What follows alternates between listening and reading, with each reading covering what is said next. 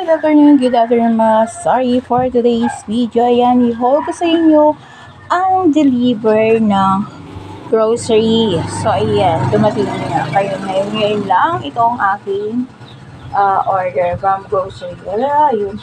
Ayan, isang case na mismo and Royal 1.5 and then Coke. So, ayan mga kasari. Natapos lang ng pasukan ng mga estudyante. So, ayan. May ihulog ko sa inyo. Pasado launa na. So, for today's is August 21. So, ayan guys.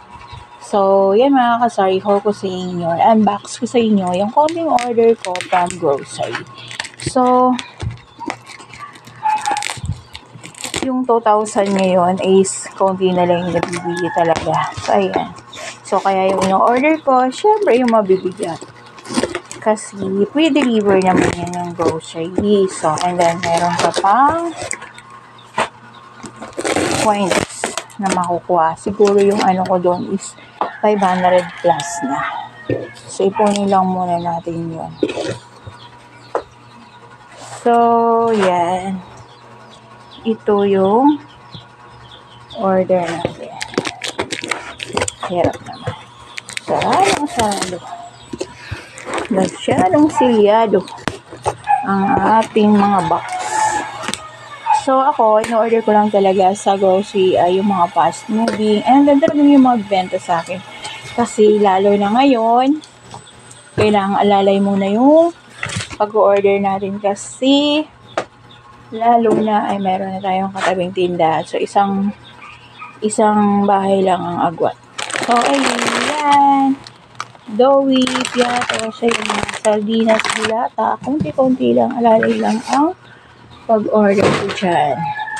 So, ito, ayan, meron dito yung ano. I think yung Emperador.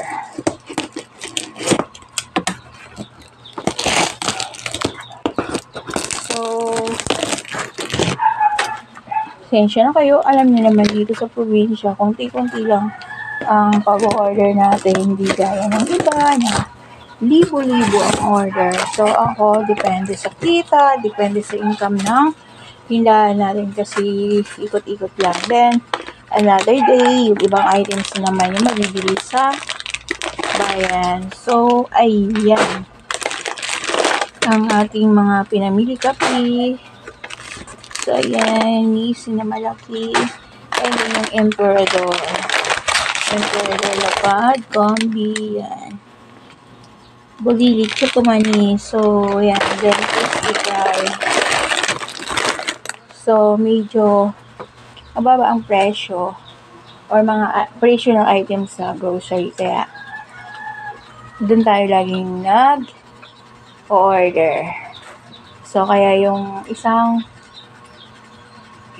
wholesaler sa bayan na lagi kong binibilihan, sabi niya, ba't konti na lang daw yung binibili ko sa kanya. So, alam niya na yun.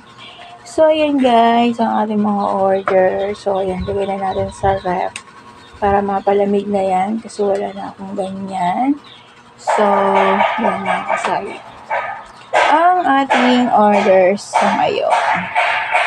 So, position na kayo at medyo maingay at kasi dito sa harap, hindi naman harap, dito sa katamilis or kaano ng aking tindahan ay may ginagawang bilyaran. So, medyo madadagdagan rin ang ating income or yung benta natin yan kasi syempre maraming tao din. So, yung mga kadalasan yung mga bibili. Kaya lang, siguro hindi na masyado kasi dyan sa paglabas ng galing sa bilyaran, kung sakaling mabuo na yan ay paglabas nila dyan sa gate nila sa bilyaran ay meron ng tindahan. Yun nga, yung bagong tayong tindahan.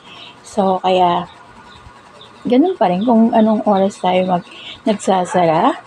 So, ganun pa rin kasi meron naman silang bibilhin dyan. Siguro mag-24 hours 7-Eleven. 7-Eleven, Quezon City. Ako ay napadpad. So, ayan guys, ang ganap natin ngayon for today's video. So, yan ang aming palamig ngayon. Konti na lang, ito yung peanut butter ko. So, bili na kayo mga silky ko dyan. So, ayan. nabilhan na yan. So, ayan. Wednesday pa lang, manipis na ang aking mga paninday dyan. So, yung mga laro-laruan ko. Hindi yan nakapwesto. So, pasensya kayo makasay. Ayan, iinis-inis na naman tayo. Magliligpit-ligpit na naman tayo. Kasi, ayan, ang lamesa ko. Ang gulo. Ang gulo-gulo. Ang kalat niya pag namamili kasi pag sabay-sabay. Pero ganun pa rin ang bilihan kahit meron na tayong kompetensya dito sa looban. Ay, go pa rin. Ganun pa rin naman. May kita pa rin ang ating maliit na pangkabuhayan. So, bread and butter namin to pag walang pang-allowance yung asawa kong pinapadala. So, dito ko lahat namin kinukuha. Basta lahat. So, pinapalitan ko naman agad pag once na dumating yung allowance ng asawa. So, yun muna guys. Bye. Happy selling and God bless us all.